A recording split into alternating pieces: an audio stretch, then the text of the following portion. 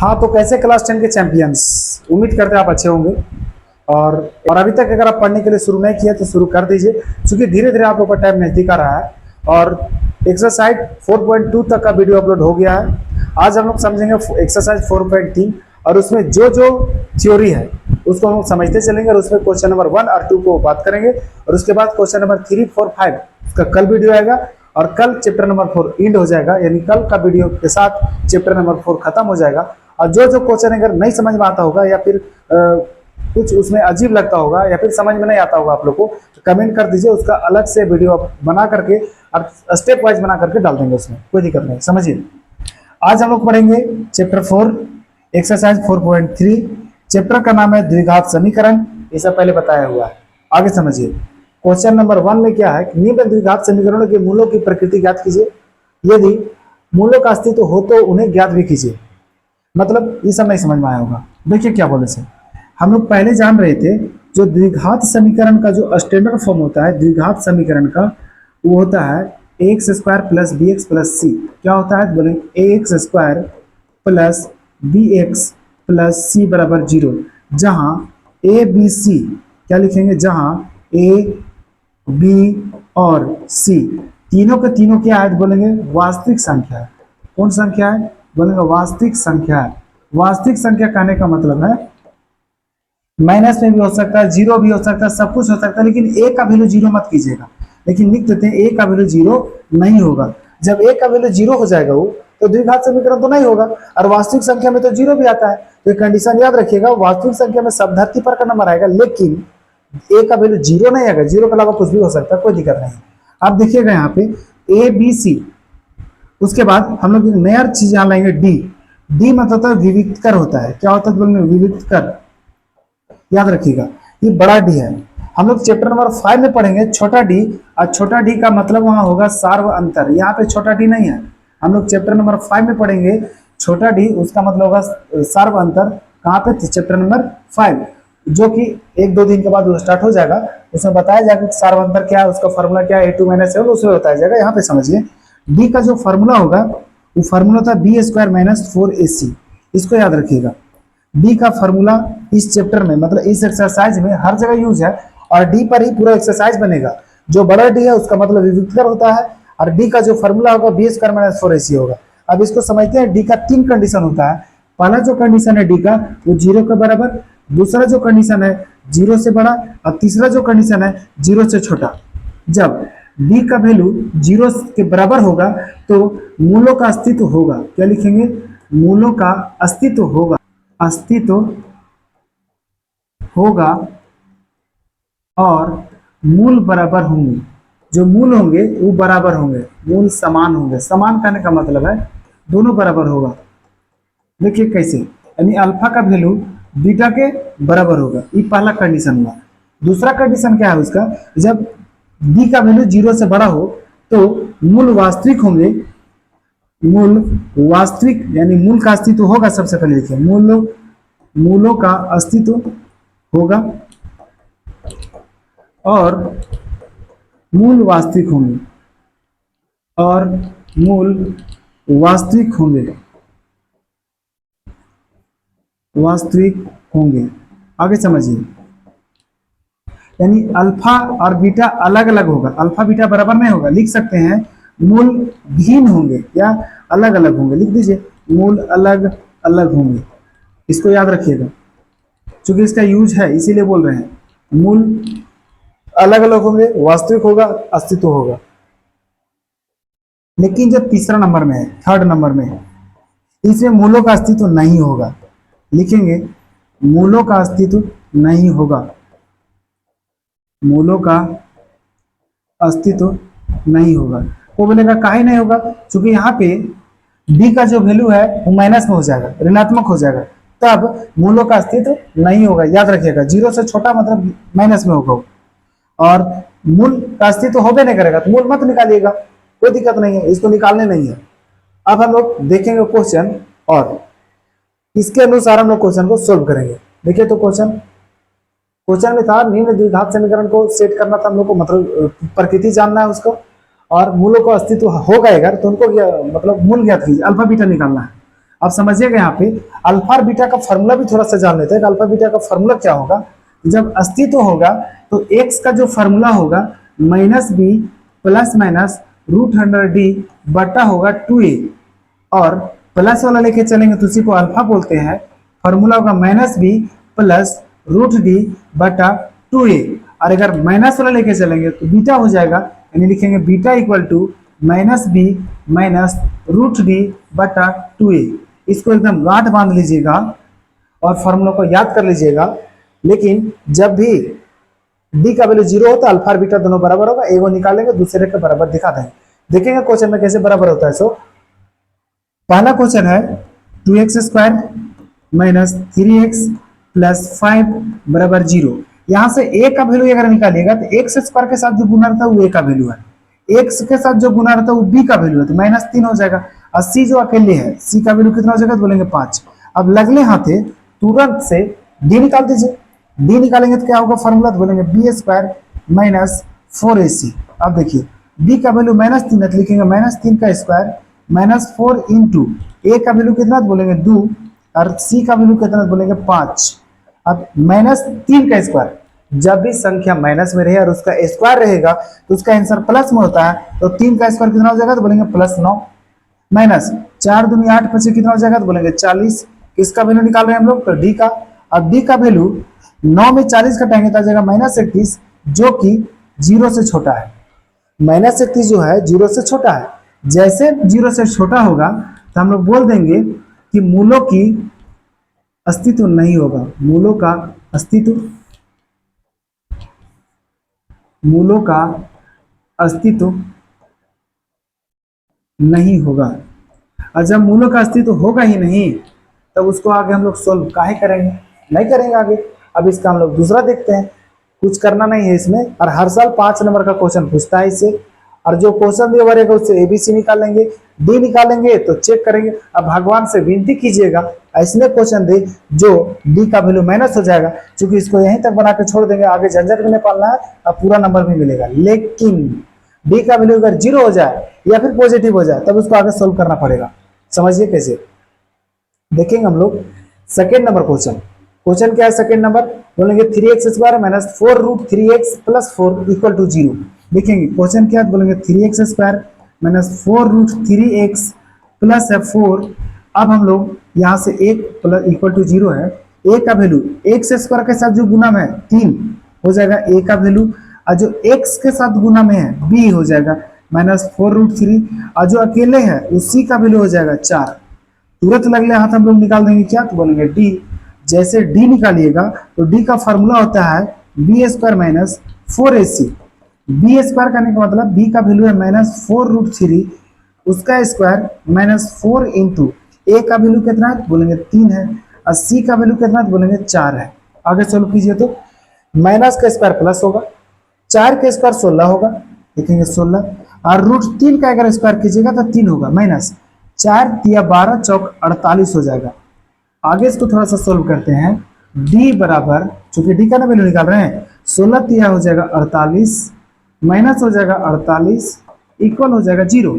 जब d का value 0 होगा तो मूलों का अस्तित्व होगा, लिखेंगे मूलों का अस्तित्व होगा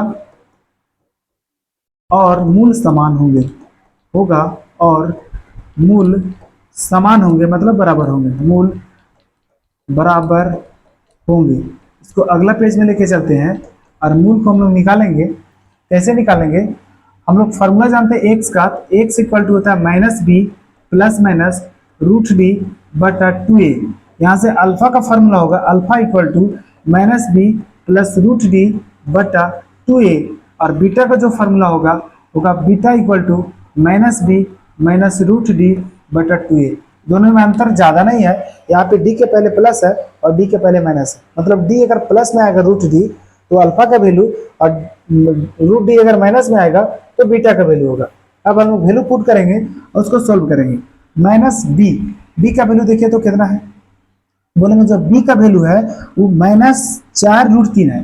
तो एक बात सोचिए, यहाँ भी माइनस है और फॉर्मूला भी माइनस है, वो तो पक्का प्लस हो जाएगा। कहने का मतलब फॉर्मूला माइनस है और वैल्यू 4 रूट 3 को चाहिए बोलेंगे माइनस में है, माइनस लगा दिया, प्लस रूट डी, डी का वैल्यू कितना तो बोलेंगे 0 है, बटा 2a, 2 इंटू ए का वैल्यू कितना उसको भी देख लीजिए थोड़ा, ए का वैल्यू कितना तो बोलेंगे 3 है, यानी कि 2 गुने 3, माइनस माइनस हो जाएगा प्लस 4 रूट 3 और रूट 0 का वैल्यू होगा 0, बटा हो जाएगा 2 तिया 6। आगे समझिए, 2 तिया 6 भी नहीं भी कीजिएगा तब वो कोई दिक्कत नहीं, 2 गुने 3 भी रहने देंगे तब भी कोई दिक्कत नहीं। इसको देखिए तो आगे 4 रूट 3, 0 को जोड़ेंगे या ना जोड़ेंगे तब भी कोई दिक्कत नहीं है, डाटा कितना बोलेंगे 6। इसको काट पीट अगर हम लोग करेंगे, ये कटेगा 3 बार में 3 दूनी 6, ये कटेगा 2 बार में 2 दूनी 4। अब जो काट के आया है उसको ध्यान से देखिएगा, ऊपर आया 2 रूट 3 बटा है 3, चाह करके भी अगर नीचे चाहते हैं रूट 3 से काटेंगे तो काट सकते हैं, और नहीं भी चाहते तो कोई दिक्कत नहीं है, लेकिन मतलब अल्फा का जो वैल्यू आ जाएगा वो 2 रूट 3 बटा गया 3।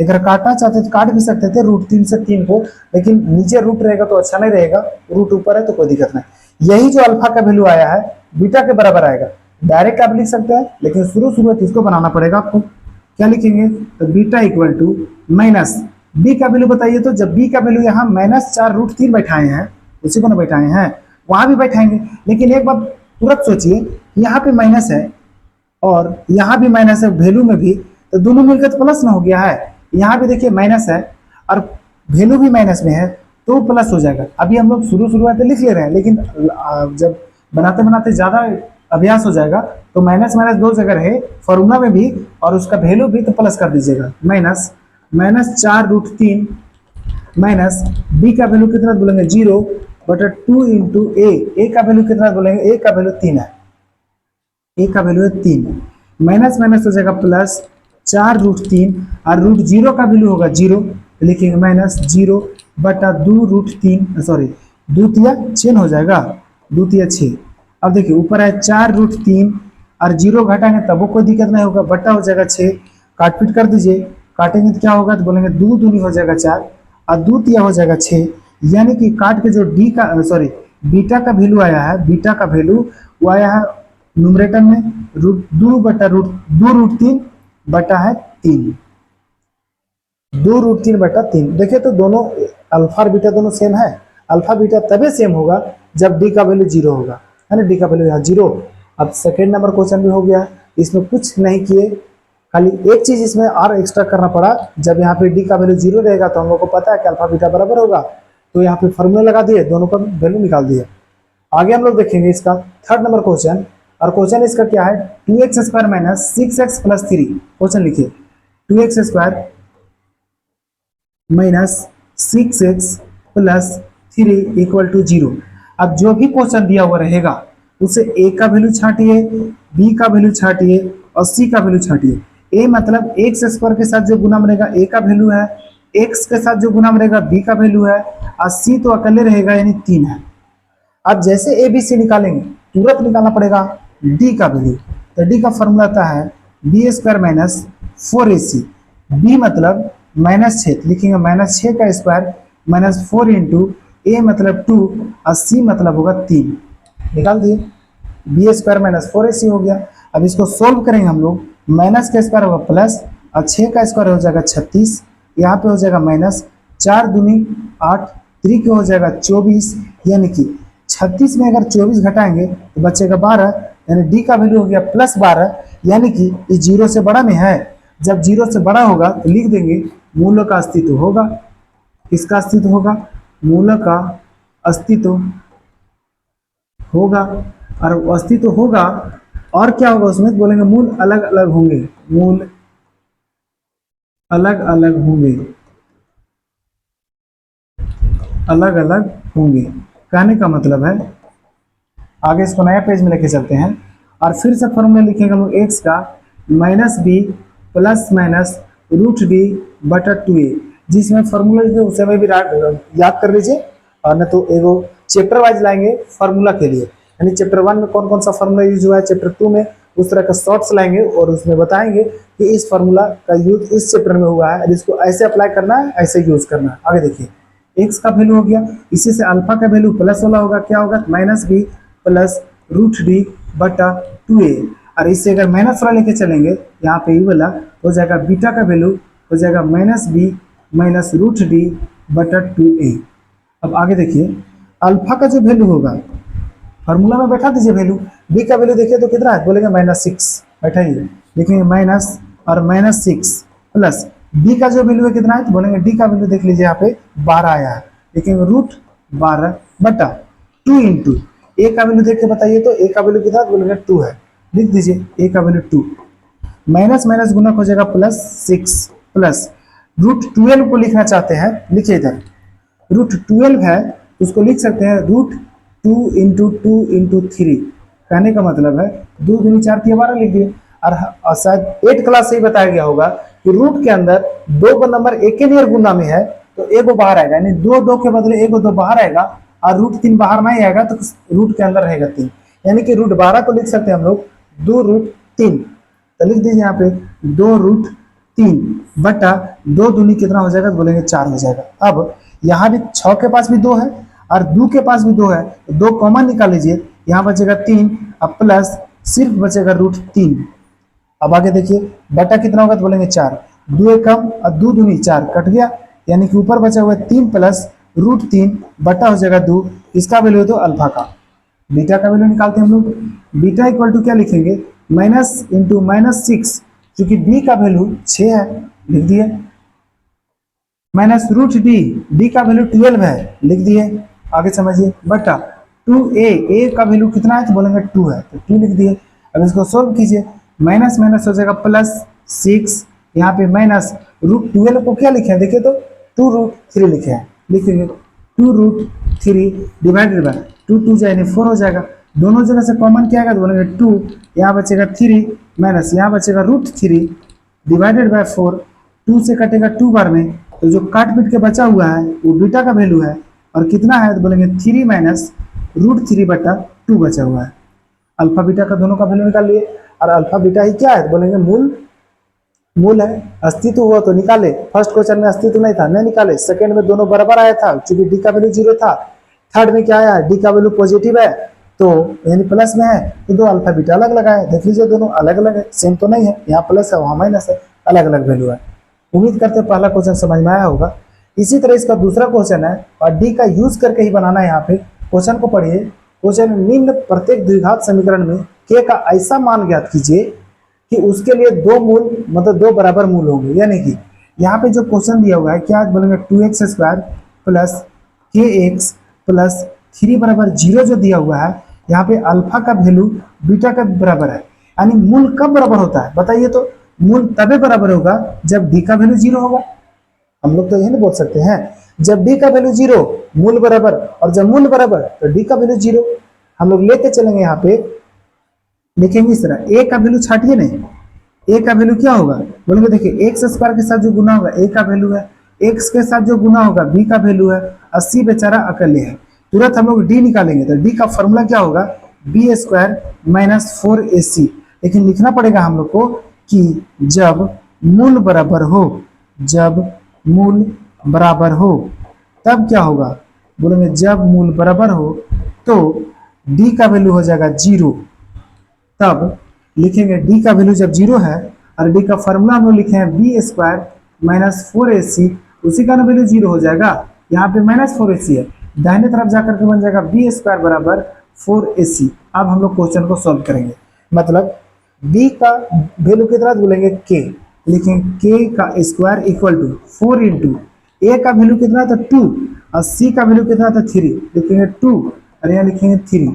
अब देखिए किसका वैल्यू बोलेंगे k² का, 4 दूनी 8 3 कितना हो जाएगा 24, ना तो ऐसा कीजिए, इसको गुना मत कीजिए, डायरेक्ट उसमें रूट लगा दीजिए, क्या बोले सो समझिए, गुना कीजिएगा तो 24 आएगा, फिर इधर से स्क्वायर हटाइएगा k वाला, उधर जाके रूट बनेगा, उससे अच्छा है अभी उसको स्क्वायर को हटा दीजिए, इधर बन जाएगा रूट, क्या होगा तो बोलेंगे 4 गुने 2 गुने 3, इसको गुना मत कीजिएगा, 4 को तो लिख सकते हैं 2 गुने 2, यानी √4 का जो वैल्यू होगा, √4 का वैल्यू वो 2 होगा, और 2 और 3 तो अकेले अकेले बाहर तो निकला का नहीं, तो लिख दीजिए 2 3 6, यानी k का जो वैल्यू आ गया वो आ गया 2√6। के का वैल्यू कब पूछा था, जब दोनों मूल बराबर होगा, और दोनों मूल कब बराबर होगा, जब डी का वैल्यू 0 होगा। तो वही तो बना दिए, डी का वैल्यू 0 मान लिए, चूंकि मूल बराबर था और डी का फॉर्मूला ये वाला था, यहाँ -4ac है, दाहिने तरफ जाकर +4ac बन जाएगा। इसके बाद क्वेश्चन सोल्व हो गया, के का मान निकल गया, के का मान यहाँ रख दीजिएगा अगर, तो डी का वैल्यू 0 आ जाएगा, और जब डी का वैल्यू 0 आएगा तो दोनों मूल बराबर हो जाएगा। इसी तरह इसका दूसरा क्वेश्चन है, और देखिए क्वेश्चन है kx इंटू x - 2 प्लस 6 बराबर 0। इसको ये जो है द्विघात में नहीं दिया हुआ, तो इसको थोड़ा सा आगे हम लोग सोल्व करेंगे।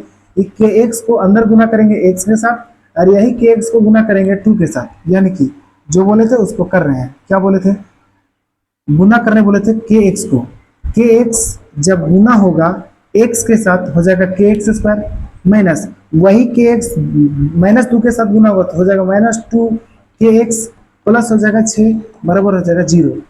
अब यहाँ से a का वैल्यू होगा x स्क्वायर के साथ जो गुना में a का वैल्यू जो एक के साथ गुना में b का वैल्यू -2 के हो जाएगा। 80 बेचारा है अकेले, तुरंत निकाल देंगे हम लोग d, और d का जो फॉर्मूला होता है बोलते होता है b स्क्वायर - 4ac। लेकिन इसको बताना पड़ेगा हम लोग को कि जब मूल बराबर हो, जब दोनों मूल बराबर हो तब क्या होगा, जब दोनों मूल बराबर हो तब तो d का वैल्यू हो जाएगा 0, और जब d का वैल्यू 0 होगा तो उसका फॉर्मूला लगा देंगे हम लोग, d बराबर b स्क्वायर - 4ac, और इक्वल टू कितना बोलेंगे 0 है।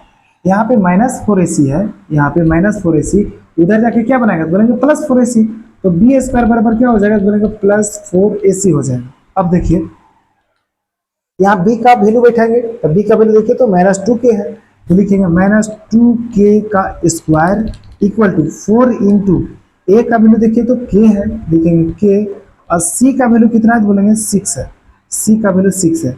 अब देखिएगा माइनस का स्क्वायर तो प्लस होता है, और 2 का स्क्वायर 4 हो जाएगा, और k का स्क्वायर k स्क्वायर हो जाएगा, इक्वल हो जाएगा 4 इंटू k इंटू 6। अब आप लोग बोलिएगा कि आप गुना नहीं जानते थे, इसको गुना आप काहे नहीं किए। हम गुना इसलिए नहीं किए कि आगे चल करके हमको लग रहा है कि 4 भी कट जाएगा और k भी कट जाएगा। आप लोग बोलिएगा कैसे, क्योंकि यहाँ भी देखिए ना LHS में 4 है, RHS में 4 है, जब सेम नंबर रहे तो कट जाएगा, लेकिन देखना पड़ेगा जोड़ घटाव ये सब भी देखना पड़ेगा। यानी k को 4 को उधर जाके डिवाइड करेंगे दाहिने तरफ, और k को इधर लाके डिवाइड करेंगे, यानी कि हम लोग लिख सकते हैं क्या बोलेंगे, देखिए 4k स्क्वायर था, तब 4 को हटा देंगे तो बचेगा k स्क्वायर, और जो दाहिने तरफ k था उसको बाएं तरफ ले आए, इक्वल टू पहले से 4 गुने k था तो k तो इधर आ गया, 6 बचेगा, और यहाँ पे जो 4 था उसको इधर लगा दिए, 4 से 4 कट गया, और k से एगो k कट जाएगा, तो सिर्फ एगो k बचेगा, और k का वैल्यू कितना हो जाएगा तो बोलेंगे 6। k का वैल्यू 6 यानी 6 कब आया, जब d का वैल्यू 0 हुआ, यानी दोनों जो मूल था वो बराबर हुआ। और उम्मीद करते हैं कि क्वेश्चन नंबर 1 और क्वेश्चन नंबर 2 आपको समझ में आया होगा। अगर समझ में आया है तो चैनल को लाइक कर दीजिए, सब्सक्राइब कर दीजिए, और कल का जो वीडियो होगा वो क्वेश्चन नंबर 3, 4 और 5 का रहेगा, और उसमें जो भी थ्योरी यूज होगा उसको बताते चलेंगे, और इसके बाद चैप्टर 4 आगे बताते हैं। देखिए यानी कि आज का वीडियो में क्या बात की है हम लोग, तो क्वेश्चन नंबर 1 और क्वेश्चन नंबर 2। कल हम लोग क्या बात करेंगे, question number 3, question number 4, question number 5। उसके बाद चैप्टर नंबर 4 क्या हो जाएगा तो बोलेंगे एंड हो जाएगा, यानी खत्म हो जाएगा। उसके बाद आप लोग कमेंट करके बताइए कि चैप्टर नंबर 5 स्टार्ट किया जाए कि चैप्टर नंबर 8 स्टार्ट किया जाए, क्योंकि चैप्टर नंबर 5 भी आप लोग के लिए नया है 10th क्लास के लिए, और चैप्टर नंबर 8 भी नया है। क्योंकि चैप्टर 5 में क्या पढ़ना है हम लोग को, तो पढ़ना है एपी अर्थमेटिक प्रोग्रेशन, समांतर श्रेणियां, और चैप्टर नंबर 8 में क्या पढ़ना है हम लोग को, तो त्रिकोणमिति पढ़ना है, त्रिकोणोमेट्री। दोनों आप लोग के लिए नया है, जो बोलिएगा स्टार्ट कर देंगे कमेंट में, लेकिन बता दीजिए क्योंकि चैप्टर 5 स्टार्ट करना है कि चैप्टर 8 स्टार्ट करना है, क्योंकि कमेंट में बताइएगा तो पीपीटी वगैरह बनाने में आसानी होगा, क्योंकि पीपीटी वगैरह बनाएंगे तब तो पढ़ाएंगे। अब जखन पढ़ाना रहेगा तखन बोलिएगा चैप्टर 8 पढ़ाइए, तो तुरंत तो पीपीटी नहीं बच जाएगा, इसलिए पहले आप कमेंट कर दीजिए, तो उसके बाद चैप्टर 5 का कमेंट रहेगा तो 5 पढ़ाएंगे, 8 का रहेगा तो 8 पढ़ाएंगे।